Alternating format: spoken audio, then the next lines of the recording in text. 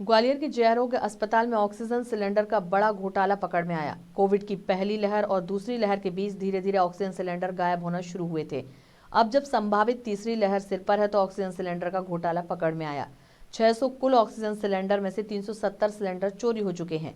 यह सिलेंडर कैसे गायब हुए और किसने इन पर हाथ साफ किया, यह फिलहाल पता नहीं चल सका है।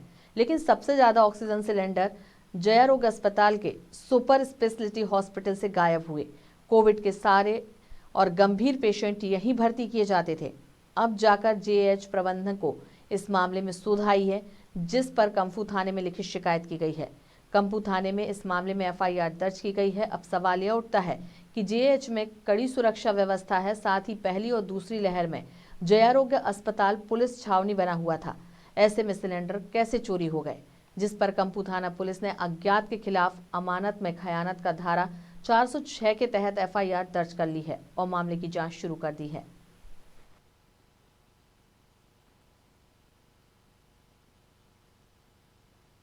पहली लहर और दूसरी लहर में हमारे पास लगभग 600 सिलेंडर्स थे और आफ्टर कोविड की दूसरी लहर समाप्त होने के बाद जब हमने अपना वैल्यूएशन किया कि हम कहाँ पर हैं, हमारे सिलेंडर की स्थिति क्या है, तो उसमें लगभग 300 सिलेंडर मिसिंग थे।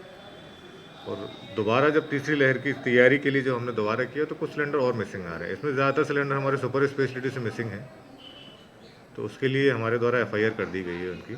देखिए 4 सप्लायर थे इसके ऑक्सीजन के, स्कैप, Shiva compressed air product, Annapurna, Shubham और एक आरआर एंटरप्राइजेस। इसके अलावा हमारे एसके एंटरप्राइजेस जो मैनीफोल्ड को रन करता है, एंड सुपर स्पेशलिटी की सुपरिटेंडेंट जो यूडीएस कंपनी के वर्कर के द्वारा अपना मैनीफोल्ड, सुपर स्पेशलिटी का मैनीफोल्ड रन करते हैं। इन्हीं के लोगों के भी सिलेंडर रहते थे, इन्हीं का लाना, ले जाना और यूज़ करना इन्हीं के द्वारा होता था। तो इन्हीं में से किसी के द्वारा ये स्थिति पैदा की गई है। एक सिलेंडर लगभग 10 से 12 हज़ार का होता है, तो ये लगभग 30 से 35 लाख के आसपास का गबन है।